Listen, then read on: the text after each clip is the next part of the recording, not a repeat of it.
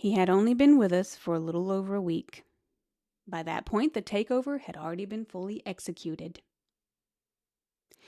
Edgar had not only stolen every heart in this house, he had also seized power with tactics that seemed far beyond his 15.5 weeks of life.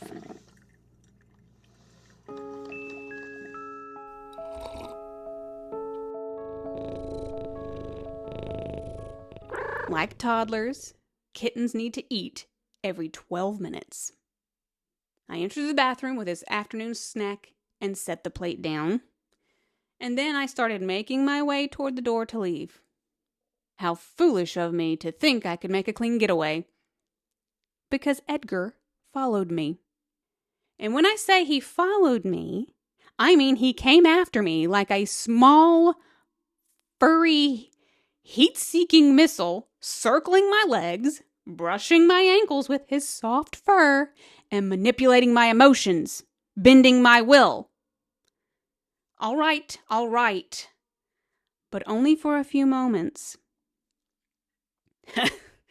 Edgar 2, Amber 0. I pulled out his little makeshift lap blanket and sat on the floor. And he launched himself into my lap and started kneading with great vigor. And then he activated the purr at full volume. No mercy and no remorse. Once he was fully satisfied that my resistance had collapsed, he began rooting around as if I was his mother, drooling frantically and searching for milk that I could not give him. I was pinned there for 20 minutes. My heartstrings were being played like a harp. That cat knew exactly what he was doing. But I wasn't his only target. Boof had already been introduced to Edgar, and she found him both intriguing and confusing. And to be fair, Boof had every reason to be confused. She was 40 pounds of dog. The only cat she had ever known was Mr. Darcy, my old, rickety senior who paid her absolutely no mind and kept his distance. She was nothing to him. Edgar, on the other hand, was less than 4 pounds, and he behaved as though he weighed 50. Every time she stuck her nose in his direction, he made these tiny, unholy little noises, and then followed it up with manic bouncing, high-speed dust bunny chases, and the occasional ambush attempt. As I'm sure you're well aware, double standards are fully legal in a cat's world. These encounters usually ended with puffed-up hissing and growling, which sent Boof fleeing in terror to the other side of the room. Again, Boof weighed 40 pounds. Edgar weighed less than 4. And yet somehow, Edgar was conducting military operations. And then there was Mr. Darcy.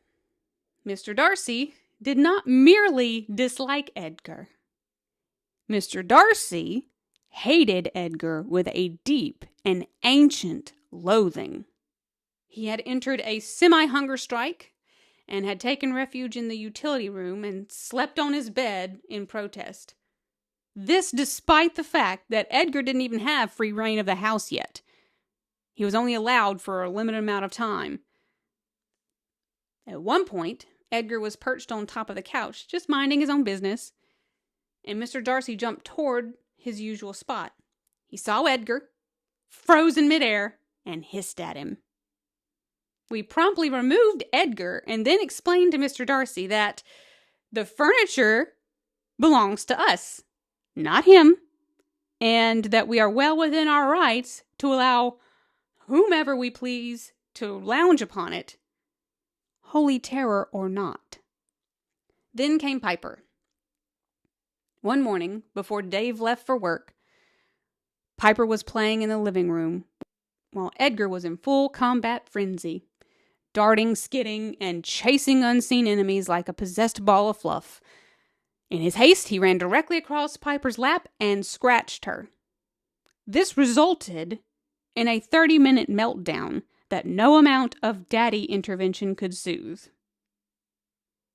Eventually, Piper realized that Edgar hadn't meant to hurt her, and that it was perfectly acceptable, healthy even, to be angry with this kitten for his reckless scampering. Which was a pretty mature conclusion, all things considered. Certainly more mature than some of my own emotional responses to this cat have been. And then there was Dave. Dave claimed to be completely immune to Edgar's charms. He had entered a smug little "I told you so" phase, as though I had not grown up with kittens all my life, and was somehow just realizing that they were tiny tyrants with whiskers and needle-like weapons. Yes, Dave, I wanted to say. He is a miniature dictator. I'm not surprised by the destruction, and yes, I have zero regrets. And yet, this same man melted into a puddle every time Edgar entered the room. So, when Dave laughed maniacally and declared, "The honeymoon is over," I found it difficult to take him seriously, because the honeymoon was not over. The honeymoon had simply evolved into tyranny, an occupation. And by then, whether anyone in the house wanted to admit it or not, Edgar was no longer just a kitten. He was the one in charge.